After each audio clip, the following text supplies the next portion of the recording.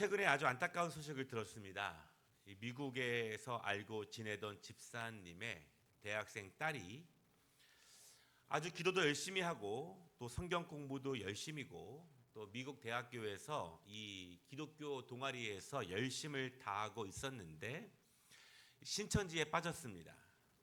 신천지가 미국에서도 많은 영향을 주고 있죠.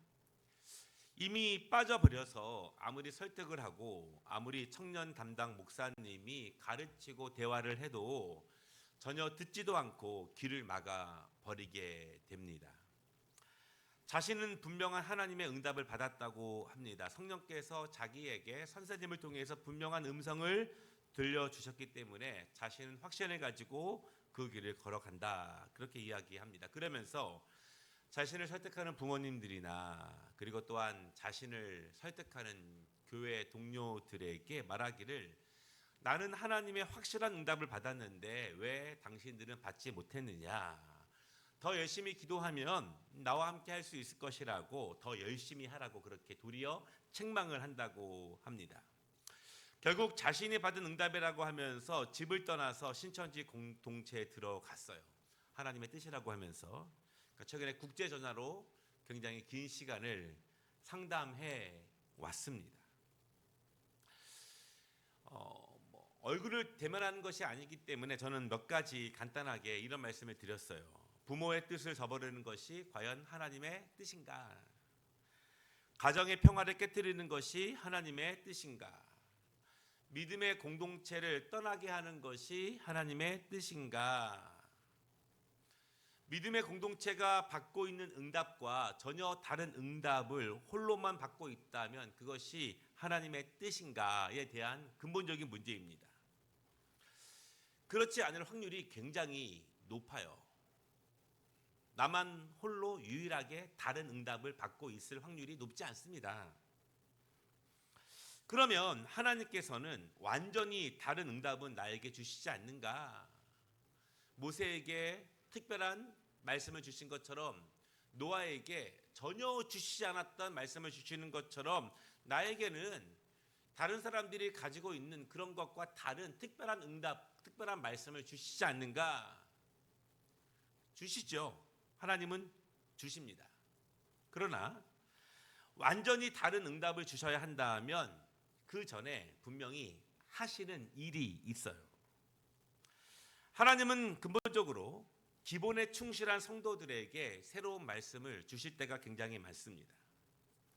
신앙의 기본이 안 되었는데 새로운 인물을 주시지는 않죠. 왜? 곧 무너지기 때문에. 기본이 안 되었는데 새로운 어떠한 책무를 주신다면 하나님의 영광을 가리우기가 굉장히 쉽습니다. 하나님은 가정 공동체 그리고 신앙 공동체에게 충실한 자들에게 하나님은 새로운 사명을 주세요. 다큐멘터리를 보는데 이 스님 되기가 굉장히 어렵더라고요. 처음 스님이 되고자 절에 들어가게 되면은 처음부터 스님이 되는 게 아니더라고요. 굉장히 오랫동안 허드렛 일을 하더라고요. 부엌에서 몇 년 동안 청소를 하는 거 몇 년 동안. 이제 거기서 인정을 받게 되면 그 다음이 되게 되고 또 그 다음에 오랜 수행의 기간들을 통해서 그 공동체에서 어떠한 것들을 인정하게 되면 이제 스님으로 또 새로운 사역으로 그렇게 나아가게 됩니다. 사실은 이 질서가 더 크게 중요한 천주교에서도 그래요. 한 사람의 사제가 되기 위해서 또한 한 사람의 사역자가 되기 위해서 굉장히 오랜 기간 훈련을 통해서 공동체가 그것을 인정하게 되죠. 하나님은 공동체를 세우셨습니다. 그리고 그 안에서 질서를 배우게 하시고 그 질서 안에서 양육될 수 있는 은혜를 주시죠. 가정이라고 하는 공동체에서 부모의 양육을 잘 받아야 합니다. 또 교회에서는 또한 신앙 공동체를 통해서 영적인 리더십을 통해서 양육을 잘 받는 것이 중요해요. 부모들은 절대로 자녀가 망하는 길을 가르치지 않습니다. 교회도 마찬가지예요. 여러분, 요즘은 카리스마틱한 목사님들 별로 없습니다. 어느 정도는 이 질서와 또한 상식선에서 교회의 말씀 사역이 이루어지는 것도 사실이에요. 그래서 교회는 기본적으로 한 사람의 성도가 온전히 성장하기 위해서 최선을 다하게 되죠. 잘 성장해야 하나님은 더 큰 사명의 길을 위해서 다른 소명을 주십니다.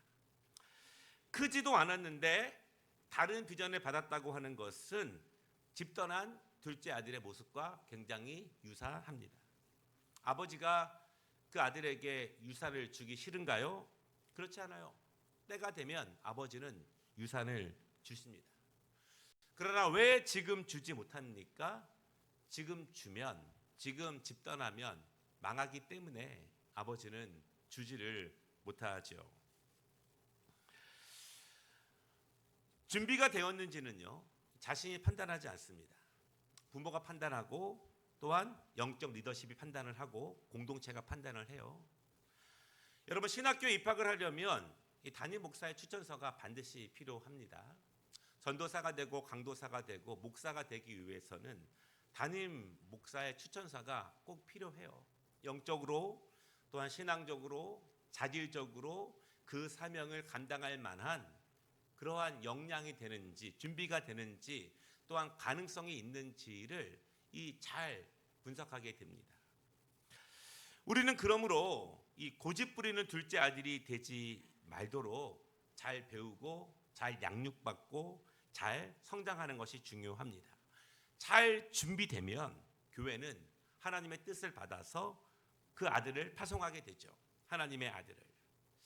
우리 교회는 이제 우리 교회를 잘 모르는 분도 계시고 저도 잘 모르는 부분이 있지만 우리 교회는 크지 않았을 때부터 선교사님을 파송하시고 또한 지금까지도 파송 선교사로서 우리가 일정 부분 그 파송의 사명을 감당하려고 노력을 많이 합니다.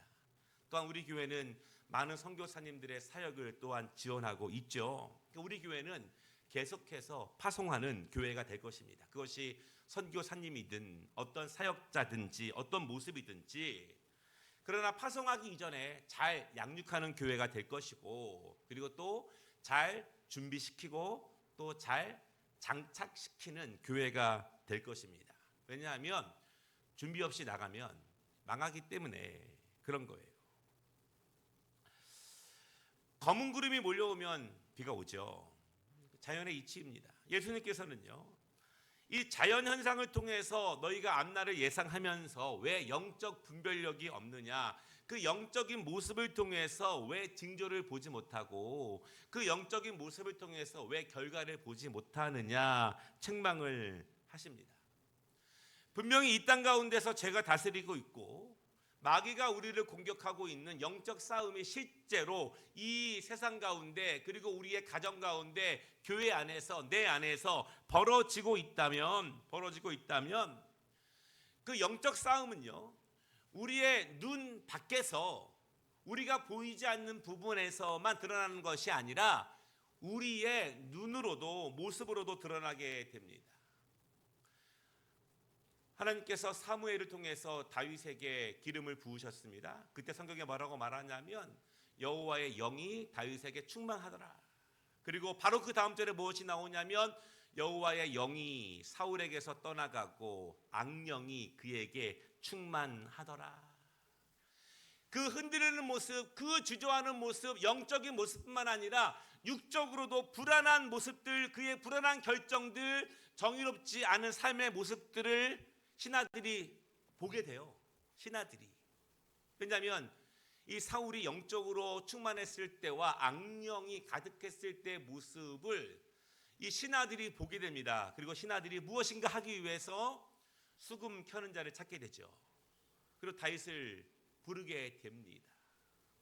여러분, 영적인 먹구름은 우리의 눈에 보이지 않는 모습으로만 드러나는 것이 아니라 우리의 육적인 모습 가운데서도 드러나게 되는 거예요. 그래서 오늘 2부 때 말씀을 드리는 것처럼 우리가 선한 것이 나를 주관하게 하고 내가 좋은 사람이 되고 또 친절한 사람이 되고 따뜻한 사람이 되도록 그런 것들이 나를 좀 주관할 수 있도록 찔러서 뭐 찌르면 뭐도 안 나오는 그런 사람이 아니라 좀 따뜻한 사람이 되도록 우리가 정말 성령님의 감동하심으로 나를 채워가는 것이 너무너무 중요하다는 것입니다. 우리 얼굴에 무엇이 묻으면요, 제 얼굴에 무엇이 묻으면 저는 거울을 봐야만 알죠. 그러나 제 얼굴에 무엇이 묻으면 다른 사람들은 제가 알기 전에 먼저 알 수 있어요. 나는 거울로 가야만 알 수 있지만 다른 사람들은 제 얼굴에 이미 무엇인가 묻어 있다는 것을 먼저 보고 알 수 있다는 사실입니다.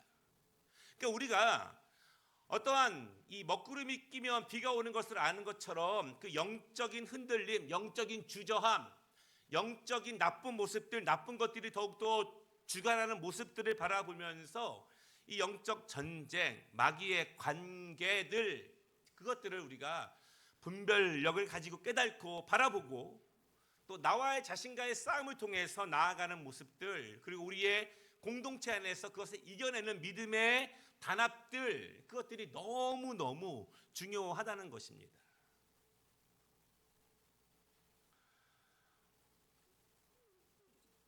제가 목사지만 저도 앞으로 어떻게 될지 모르겠지만 여러분들이 예를 들어 우리가 세상적으로 그렇게 얘기해요.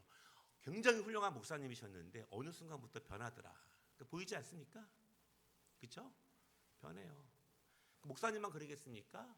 아버지도 그래요. 어머니도 그렇고 장로님도 그렇고 권사님도 그렇습니다. 우리가 계속해서 지속적인 이 영적 생활에 힘써야 될 이유가 거기에 있고 또 그 부분은 다음 주 오후 예배 때 특별히 조금 더 말씀을 드리려고 해요. 우리가 충실히 준비되면 하나님은 쓰십니다. 스스로 아버지의 곁을 떠나는 둘째 아들이 아니라 아버지의 상속을 제대로 받아서 5달란트와 2달란트를 남길 수 있는, 더 많은 것을 받을 수 있는 자녀들이 될 수 있습니다. 제가 이 부분을 미국에 있는 그 부분에게 글로 메일로 이렇게 보내드렸어요. 왜 이런 말씀을 드리냐면 그것이 여러분 진리와 관계가 있기 때문에 그렇습니다. 진리는 내가 하나님의 음성을 바로 듣는 거, 내가 바로 듣고 있는가, 내가 영적인 바른 진리의 양육을 받고 있는가, 그리고 우리가 결국 영적인 바른 분별력을 갖는다는 것은 결국 진리와 관계가 있기 때문에 그렇습니다. 우리 교육자들께 제가 자주 강조하는 게 있습니다. 또 신학교에서 자주 강조하는 게 있는데 이런 거죠. 여러분 패션 잘 몰라도 돼요. 경영, 경제 잘 몰라도 돼요. 세계의 경제가 어떻게 돌아가는지, 컴퓨터가 어떻게 돌아가는지 잘 몰라도 돼요. 그건 우리가 몰라도 됩니다. 다만 뭘 알아야 돼요? 하나님의 말씀에 대해서 영적인 것과 기도와 말씀에는 충실해야 되고 거기에 더욱더 알아가려고 노력을 해야겠죠. 바로 그런 것입니다. 진리는 바로 그런 거예요.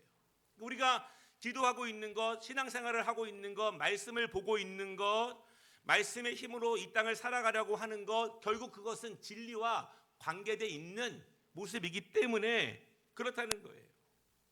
결국 신앙생활은 어떤 의미에서 진리를 찾아가는 것이고 진리로 무장하는 것이고 진리로 나를 채워가는 것입니다. 신앙생활은 끊임없이 무엇인가를 채워가는 거예요. 그리고 이 영적 싸움은 진리를 근거로 싸우는 거예요.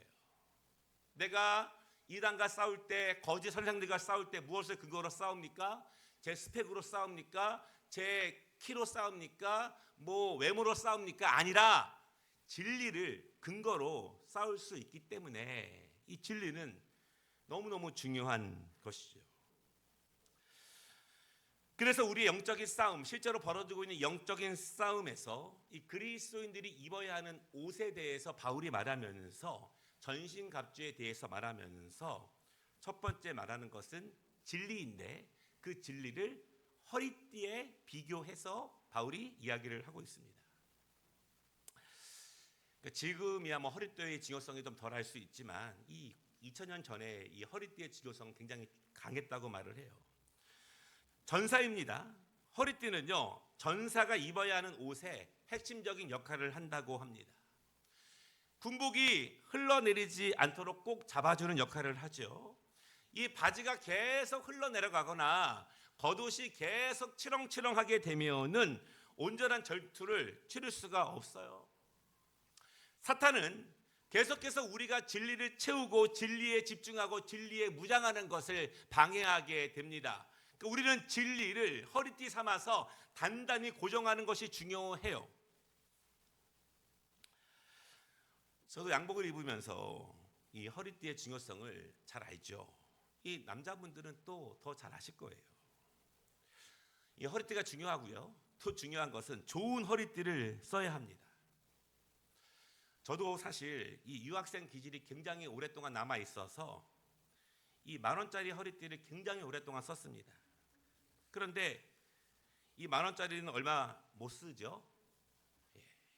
문제가 생깁니다. 금방 떨어져요. 몇 년 전에 서울역에서 큰맘 먹고 50,000원짜리 허리띠를 샀습니다. 아직도 잘 쓰고 있어요. 좋은 허리띠를 사용하는 것이 너무너무 중요하죠. 우리가 영적인 전쟁을 할 때 허리띠 역할을 하는 것이 진리라는 것입니다. 중심의 역할을 하는 것이 진리라는 거예요. 우리를 흔들리지 않도록, 우리를 주저하지 않도록, 우리를 머뭇거리지 않도록 단단히 조여주고 단단히 붙잡아 주는 것이 진리라는 것입니다. 여러분, 신천지를 보십시오. 이단들을 보십시오. 저들은 뭐가 그렇게 당당해요?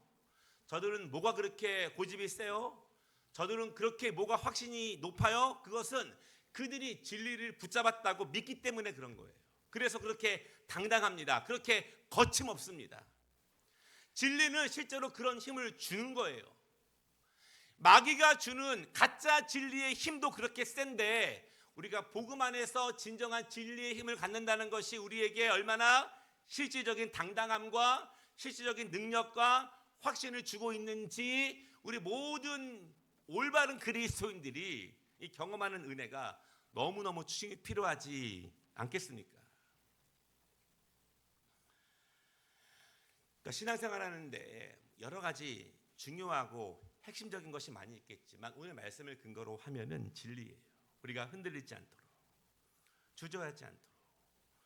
다음 주에는 이런 말씀을 나눕니다. 왜 우리가 매일 성경을 읽는 것이 왜 중요한지. 그것은 우리가 매일 진리를 채우는 것이고 매일 진리를 붙잡는 것이기 때문에 그래요. 진리가 얼마나 소중하고 진리의 힘을 알고 진리가 나를 주저하지 않게 흔들리지 않게 여러 가지 방해 요소가 있지만 그래도 앞만 보고 나아갈 수 있는 힘, 그 의지와 그 노력을 내 삶을 통해서 내가 증명하는 것이 매일 시간을 내어서 우선적으로 하나님의 말씀을 대하고 읽고 기도하는 행위가 되는 거죠.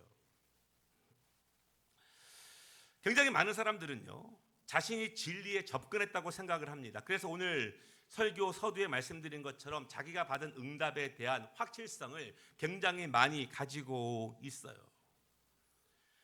다른 사람들은 동의하지 않지만 내가 받은 것이 확실하다고 주장하는 그리스도인들이 굉장히 많이 있습니다. 그러나 여러분, 굉장히 위험한 것은 그 사람이 주장하고 있는 그 진리가 굉장히 낮은 수준의 진리라면 그 낮은 수준의 진리를 굉장히 높은 수준의 진리라고 확신하면 자기 의에 빠지게 됩니다. 제가 죄송합니다. 다시 말씀을 드릴게요. 이제 죄송합니다, 여러분.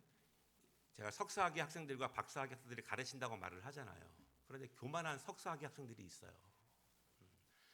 이 석사 공부하는데 자신이 알고 있는 것에 대해서 너무 확정적인 자신감을 가지고 있는 사람들이 있습니다.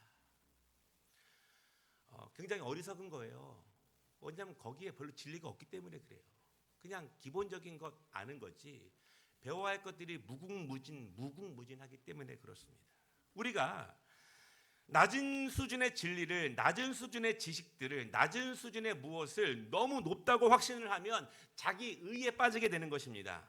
자기 의에 빠지게 될 때 가장 큰 부족은 무엇이냐면 자기 성찰이 낮아지게 되는 거예요. 자기 성찰이. 자기를 말씀 가운데 깊게 돌아보는 것이 굉장히 낮아지게 된다는 것입니다. 제가 이런 생각을 해봤습니다. 새벽 기도하다가 야, 이 목사님이 웬만해서는 타락하기가 쉽지 않은데 이 목사님이 웬만해서는 이렇게 교만해지기가 쉽지 않은데, 왜냐하면 제가 계산을 해보니까 일주일에 8번을 설교하고 제가 10번을 예배드려요. 10번을 일주일에 10번. 그러면 1년이면은 500번 이상입니다. 그러니까 그렇게 많이 예배를 드리는데 이 자기 성찰 기능과 자기 오만에 빠지게 된다면 얼마나 그 순간순간들을 굉장히 건성건성으로 집중하지 않고 자기에게 주신 말씀으로 영으로 하나님을 대하지 않고 그렇게 했을까를 생각하게 되는 거예요. 반대로 여러분, 반대로 일주일에 한 번, 뭐 한 달에 몇 번 영상으로 끄적끄적 쉽지 않은 문제예요. 그렇게 해서 영적인 무장이 된다고 하는 자기의, 자기 교만. 오늘 사도 바울은요, 에베소 성도들에게, 초대교회 성도들에게 이 당시에 제가 에베소 교회 성도들의 삶에 대해서 이야기를 드렸습니다. 그들에게 갖추라고 하는 반드시 필요한 진리의 허리띠, 그 진리는 우선적으로 무엇일까요? 하나님을 믿지만 여전히 평생을 살아왔던 우상의 문화가 팽배한 땅에서 신앙을 지키기 위해서 그들이 반드시 붙잡아야 되는 진리는 무엇일까요? 많은 우상이 넘쳐나고 철학적 가르침이 넘쳐나는 고대 그리스 로마 문명에서 그 땅을 살아가고 있는 성도들에게 가장 우선적으로 가르치는 진리는 무엇일까요? 이렇게 예를 들으시면 편할 것 같아요. 우리나라에 온 초기 선교사들이 유교와 불교와 도교, 샤머니즘의 문화 속에서 살아가고 있는 한국 조선의 백성들에게 가장 우선적으로 가르치는 진리가 무엇일까요? 그것은 오직 예수 그리스도예요. 오직 예수 그리스도.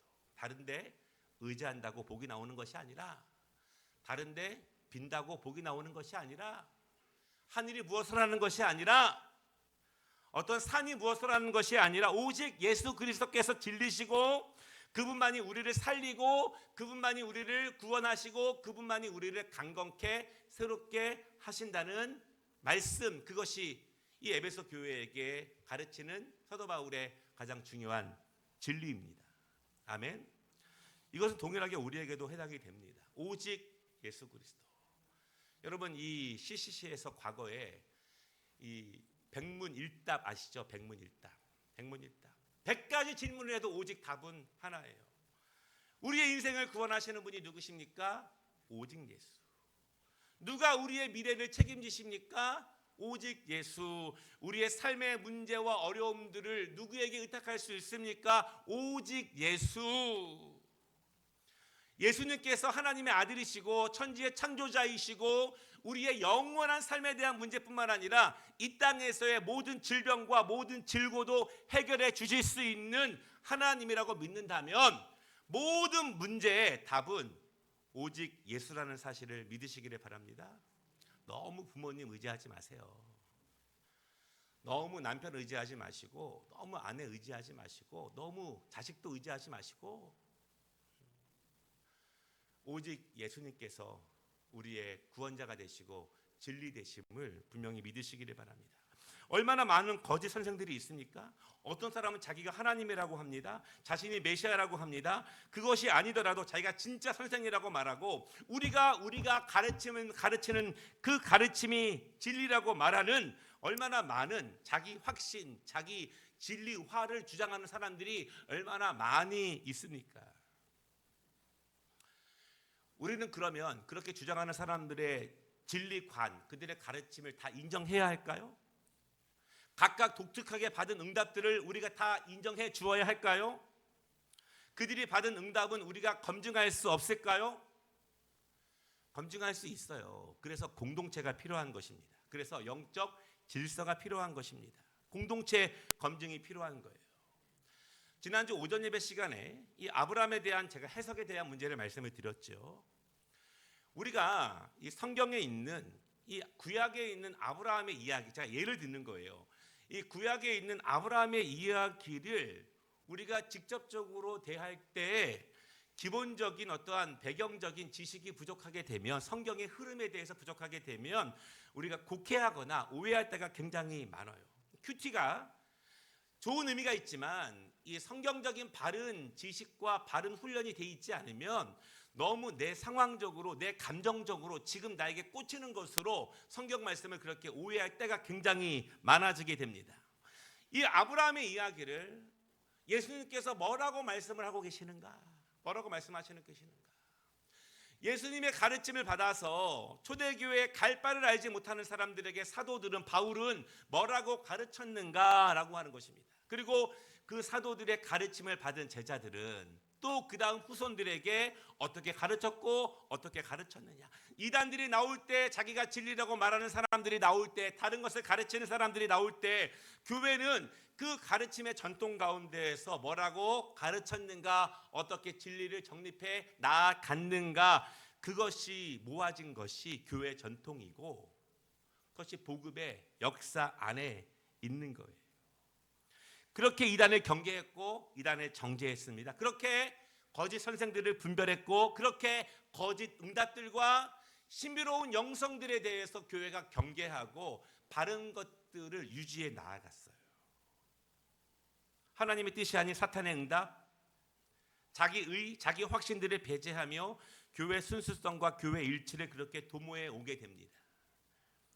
그러니까 사실 목회자의 가르침은 그 배경 안에 있는 것입니다. 어떤 목회자 개인의 그런 말이 아니라 교회 전통 안에서 수없이 많은 이단들을 경계하고 수없이 많은 잘못된 응답을 경험하면서 수없이 많은 자기 주장들을 배격해 내면서 모아진 전통이 바로 교회 전통이라는 거예요. 그것이 지금까지 교회를 유지해 온 것입니다. 사도행전 4장 12절에 예수님의 수제자로 알려진 베드로는 이렇게 말합니다. 다른 이로서는 구원을 받을 수 없나니 천하 사람 중에 구원을 받을 만한 다른 이름을 우리에게 주신 일이 없습니다. 베드로는요, 교회 기초를 세우고 다른 이름, 다른 응답이 없다고 말을 합니다. 그렇게 주장하는 수없이 많은 것들을 이 말씀을 통해서 분명히 제거하고 교회 순수성을 유지합니다. 수많은 거짓 선생들의 가르침에 홀려 있는 어리석은 성도들과 연약한 성도들을 바른 길로 인도하기 위해서 수없이 많이 자기 확신에 가득 찬 성도들을 책망하면서 교회의 정통성과 은혜를 유지해 오기 위해서 바울은 그렇게, 또한 베드로는 그렇게 가르쳤어요. 그럼 여러분, 베드로의 가르침은 진리일까요? 진리입니다. 왜냐하면 베드로는 예수님의 직접적인 말씀을 그대로 가르치기 때문에 그래요. 요한복음 14장 6절입니다. 내가 곧 길이요 진리요 생명이니 나로 말미암지 않고는 아버지께로 올 자가 없느니라. 교회가 세상의 모든 것을 판단하는 것도 잘못된 것입니다. 중세 전에는 그랬어요. 교회가 자연의 섭리와 자연의 이치까지 다 교회가 판단했습니다. 잘못된 것입니다.